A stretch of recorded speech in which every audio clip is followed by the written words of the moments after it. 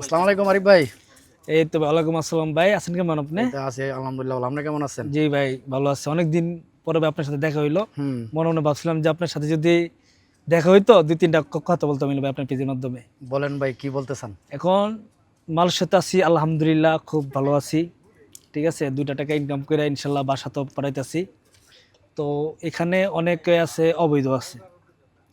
দেখে যারা অবৈধ আছে, পাসপোর্ট বা ভিসা নাই, তাদের জন্য তো কাজের খুব সংকট। তো এখানে আমাদের সরকারিভাবেও তাদের অনেক গাফিলতি আছে। কারণ আমরা অনেকে আসার পর আমরা বিভিন্ন এজেন্টকে বিভিন্ন ধরনের টাকা দিয়ে থাকি, 10,000 রিঙ্গিত, 5,000 রিঙ্গিত, কেউ বা 8,000 রিঙ্গিত দিয়ে ধরা খেয়ে আছে, কিন্তু আমাদের তাদের কোনো বিচার কোনো সুরা হচ্ছে না। তারপর অনেকে আবার মনে করে যে ইচ্ছা কইরা বিচার মনে করেন যে মাইরা ফেলে, পরে কাজ কাম করতে মনে করেন যে সমস্যা।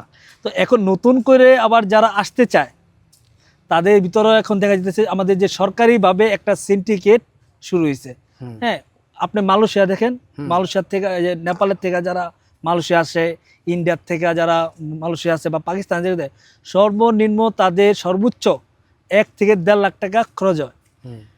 আমাদের বাংলাদেশ থেকে মালয়েশিয়া আসতে হলে নিম্নতম এখন 5 লাখ টাকা খরচ হচ্ছে। এটা কেন 5 বাংলাদেশে? টাকার বেশি ওই কিন্তু দিতেছে। হ্যাঁ, বাংলাদেশে এটা কেন? এটা আমাদের সিন্ডিকেটের স্বৈরাচার আওয়ামী লীগ সরকার পতন হওয়ার পরও নতুন স্বৈরাচার সরকারের আবার আবির্ভাব হয়েছে। তাদের আমলও কোনো ধরনের কোনো রাস্তাঘাট আমাদের প্রবাসীদের জন্য চালু হয়নি।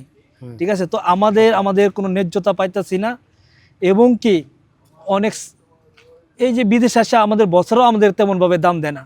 কারণ আমাদের যারা গার্ডিয়ান আছে সরকার, কারণ আমাদের সরকার ঠিক নাই। সরকারের আমলারা এই সিন্ডিকেটের জন্য এখনও আমাদের থেকে 5 লাখ থেকে 7 লাখ টাকা ফায়ার করতেছে নেওয়ানোর জন্য, অনলি মালয়েশিয়া আসার জন্য। মালয়েশিয়া আসার পর মানুষ কামায় কত? হাতে গোনা 5-6 জন 1 থেকে 2 লাখ টাকা কামায়, আর বাকি সবাই 50 থেকে 80 হাজার টাকা কামায়। মানে সে কি এটার থেকে তার রুম খরচ আছে, খানা খরচ আছে। হ্যাঁ, তো এটা দেওয়ার পরে ফ্যামিলির তো ইচ্ছা মতো তারা টাকা দিতে পারে না। তো 8 লাখ টাকা দিয়ে যদি তারা আসে, তাহলে 8 লাখ টাকা তো উড়াইতেই তাদের 10 বছর যাবো, তো লাইফই শেষ। হুম। তো বাংলাদেশ সরকারের কাছ থেকে আমাদের একটাই আবেদন যে আপনারা এই বিষয়ে চাটাচাটি ছেড়া দেন, অনেক চাটছেন আর শেষ করেন না। না চারটা এখন নেপাল, পাকিস্তানকে বা ইন্ডিয়াকে ফলো করে তাদের মতো যদি কম টাকায় আমরা আসতে পারি সেটার ব্যবস্থা করেন। আসসালামু আলাইকুম। ওয়ালাইকুম আসসালাম।